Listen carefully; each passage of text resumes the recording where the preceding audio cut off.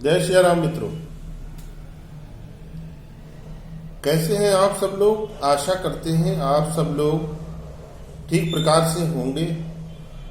अपनी अपनी जगह पर आप लोग सुख और शांति के साथ अपने जीवन को व्यतीत कर रहे होंगे और परमपिता परमेश्वर प्रभु सीताराम जी से सदैव यही प्रार्थना है मित्रों कि आपके जीवन के अमंगल को वो काट दें, आपके जीवन में, आपके परिवार में मंगलमय स्थितियां बनी रहें, आपके दुख, आपकी तकलीफ, आपके कष्ट, आपकी पीड़ा को वो मिटा दें और आपके जीवन को एकदम सरल और निष्कंटक कर दें।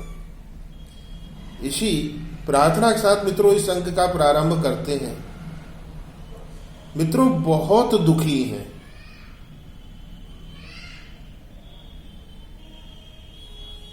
जीवन ही सारा दुख में बीता जा रहा है।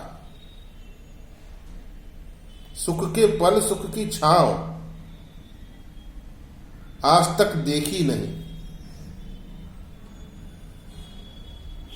घर परिवार में कोई भी व्यक्ति खुश नहीं है, सबके चेहरे मुरझाए हुए रहते हैं। मित्रों, भाग्य साथ नहीं दे रहा है, या यूं कहे भाग्य बहुत मंदा है। तो चेक कीजिए अपनी कुंडली कि आपके शनिदेव कहां पर को बैठे हुए हैं, क्योंकि मित्रों भाग्य के नियंता शनि महाराज हैं। यदि वो किसी जातक की कुंडली के अंदर अशुभ फल कर रहे हों, प्रतिकूल होकर के बैठे हों, तो ऐसे जातक के जीवन में फिर सुख कैसे आ सकता है मित्रों। मित्रों, कर्म फल दाता शनि को अनुकूल करना बहुत आवश्यक है। दो राशियों के ये स्वामी होते हैं मित्रों, 3 दृष्टियां होती हैं इनकी, और साढ़े साथी, ढैया आदि के रूप में प्रत्येक राशि वाले को ये प्राय तकलीफ देते ही। एक एक राशि पर को आते हैं, न्याय के देवता हैं, अन्याय नहीं करते, कितने भी प्रतिकूल हो अनुकूल किया जा सकता है मित्रों। पश्चाताप बहुत बड़ी चीज है दोस्तों। प्रस्तुत कुंडली में आप देख रहे हैं, ये लग्न भाव के अंदर शनि जब बैठे हैं, कोई भी लग्न हो मित्रों, आज मैं काल पुरुष कुंडली को लेकर के आपको समझा रहा हूं। तो लग्न में बैठे हुए शनि 3 गुना मंदा फल करते हैं दोस्तों। अर्थात किसी भी जातक के जीवन में 1 गुना मंदा भाग्य हो तब भी ठीक है, कैसे बर्दाश्त कर लेगा मित्रों। 2 गुना हो, 3 गुना मंदा भाग्य। लग्न में बैठे शनि का यही फल शास्त्रों में बतलाया गया है। और शनि के फल को और अधिक खराबी तब प्राप्त होती है मित्रों, जब कुंडली के चतुर्थ भाव सुख भाव के अंदर सूर्य चंद्र मंगल यदि विराजमान हो जाएं, या फिर सप्तम भाव में विराजमान हो जाएं, या फिर दशम भाव में विराजमान हो जाएं, यानी कि केंद्रीय भाव जो होते हैं जातक के कुंडली के अंदर, उसमें यदि सूर्य चंद्र मंगल शनि के जो शत्रु हैं मित्रों, वो यदि बैठे हों तो 3 गुना मंदा फल निश्चित हो जाता है दोस्तों। या फिर कुंडली के अंदर मान लीजिए अष्टम भाव, ये देखिए इसमें बुध बैठा हो, या द्वादश भाव में बुध बैठा हो, बहुत खराबी पर होता है। और अष्टम में बैठ करके वो शनि के साथ शत्रुता का भाव रखता है। द्वादश का बुध तो फिर बहुत ही खराब है। तो ऐसी कंडीशन में शनि का भी फल मित्रों मंदा होता है, साथ में बुध का भी फल बहुत अधिक खराब मिलता है जातक को। जातक जीवन भर मित्रों दुख उठाता है, एक दुख आता है फिर दूसरा दुख आता है, एक कष्ट आता है फिर दूसरा कष्ट आता है, और इन कष्टों में ही उसका जीवन निकलता जाता है। कितना भी वो पूजा पाठ करे मित्रों, जब तक कि वो सही उपाय नहीं करेगा, ये शनि अनुकूल नहीं होंगे। अब मान लीजिए इसी कालखंड में उसके ऊपर भी तो ढैया आएगी, उसकी राशि पर तो 7.5 भी चलेगी, कभी महादशा भी शनि की चलेगी, तो खराब फल कर रहा है शनि। ढैया और महादशा और 7.5 में बहुत अधिक खराबी पर आ जाते हैं, जमीन जायदाद सब बिक जाती है मित्रों, भयानक कर्ज में फंस जाते हैं लोग, और अपना स्थान छोड़ करके उनको जाना पड़ जाता है, मुंह छुपाने के लिए जगह नहीं मिलती है मित्रों। स्वास्थ्य के लिए बहुत प्रतिकूल असर डालता है। अब अगर लगन में शनि की युति मंगल के साथ हो, समझ आते हैं मित्रों, तो मंगल लगन में बहुत शक्तिशाली होता, लेकिन शनि के साथ जब मंगल बैठा होगा लगन में, तो मंगल भी खराब फल करने लगता है। वृश्चिक योग तो बनता है यहां पर, और नीच भंग राजयोग भी बन जाता है, क्योंकि शनि यहां पर कालपुरुष कुंडली में मेष राशि अर्थात नीच के गिने जाते हैं, तो उनके इस नीच योग को बिल्कुल भंग कर देता है मंगल। किंतु मंगल अपना सुफल नहीं दे पाता दोस्तों यहां पर बैठकर शनि के साथ।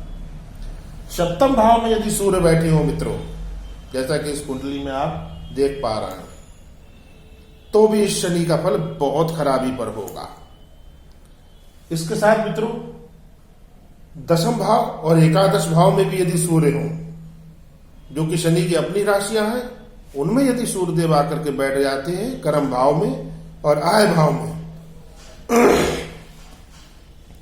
तब भी शनि का फल खराब होता है। साथ में सूर्य का फल भी मित्रों यहां पर अच्छा नहीं मिलता।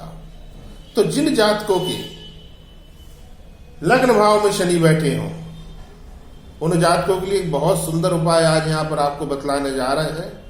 उसको कर लीजिए मित्रों, लगातार उसको करना है, और बिल्कुल भी उसमें कोई त्रुटि नहीं होना चाहिए। सावधानी पूर्वक आपको करना है, धैर्य के साथ करना है। क्या करना है वो बतला देते हैं मित्रों आपको, और परम पिता परमेश्वर सीताराम जी से, हनुमान जी से ये प्रार्थना करते हैं कि आपके कष्ट वो दूर करें। आपको भी प्रभु का स्मरण करके ही, हनुमान जी का स्मरण करके ही इस उपाय को करना है मित्रों। जिनके भी लगन में शनि बैठे हो और बहुत अधिक उन्होंने जीवन में कष्ट उठाया हो, 43 दिन का ये उपाय कर लीजिए, इन कष्टों से मुक्ति पा जाएंगे। विश्वास रख के कीजिए मित्रों। उपाय तभी कारगर होता है जब आप उस पर विश्वास रखते हैं और बताए गए नियमों का पालन करते हैं। आपको स्टील के लोटे में कच्चा दूध लेना है, गाय का दूध मिल जाता है तो बहुत अच्छा। मात्रा की कोई बाध्यता नहीं है दोस्तों, आप 50 ग्राम 100 ग्राम आपके ऊपर है, आप जितना चाहें उतना प्रतिदिन ले सकते हैं। उसमें आपको क्या करना है, शहद डालना है, थोड़ा सा शहद डाल दीजिए बस, घोलना वगैरह नहीं है उसको, बस डालना है। थोड़ा सा गंगा जल डाल दीजिए, 1-2 बूंद।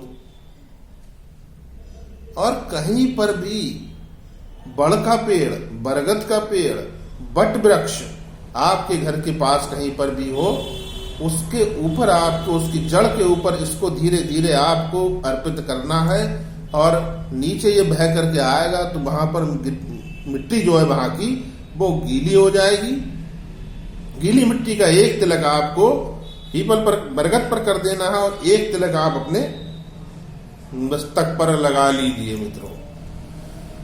धन इतना आएगा दोस्तों कि आप संभाल नहीं पाएंगे, बीमारी आपके घर से चली जाएगी, और आपका दुर्भाग्य जो आपका पीछा करे था, सालों से दुर्भाग्य जो पीछा नहीं छोड़ रहा था मित्रों, वो दुर्भाग्य आपका पीछा छोड़ देगा।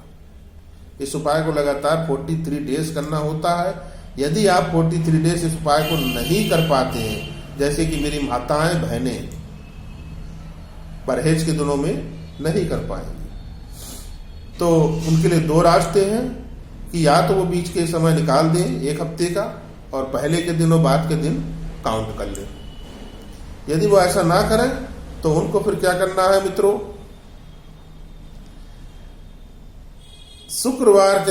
शनिवार के शनिवार आपको 43 शनिवार आपको ये क्रिया करनी है।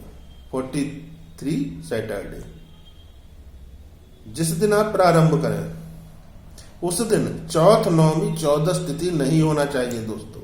अन्य कोई भी तिथि हो, ये तिथियां रिक्ता तिथि होती हैं। इस दिन किए गए कार्य का मनवांछित और पूर्ण फल प्राप्त नहीं होता है। दूसरी बात मित्रों, गाय माता को रोटी प्रॉपर देते रहिए, उनके लिए रोटी निकाल करके रखिए। अगर उस समय नहीं दे सकते तो बाद में। और माता पिता की सेवा परम धर्म है मित्रों। जो भी लोग जरूरतमंद है उनके लिए कुछ भी कर सके, 1 रुपए का भी मित्रों, तो उसकी भी बहुत वैल्यू होती है दोस्तों। बूंद बूंद से ही सागर भरता है और आपके पाप कर्म कटेंगे और आपको सुफल की प्राप्ति होगी। मैं आचार्य आशीष शास्त्री आपकी सेवा में अनवरत तत्पर। दोस्तों वीडियो अच्छा लगा हो, आपको लगे कि आपके लिए बहुत उपयोगी है तो लाइक अवश्य कीजिए। चैनल पर पहली बार हो सब्सक्राइब का बटन दबा लीजिए और अधिक से अधिक शेयर कर दीजिए। कुछ पूछना हो कमेंट बॉक्स में आकर के पूछ सकते हैं, और कुछ आपको अपनी कुंडली का विश्लेषण कराना हो, उपाय आदि जानना हो तो आप निसंकोच दिए गए नंबर पर व्हाट्सएप कर दीजिए डिटेल। प्रभु कल्याण करें। जय सिया राम।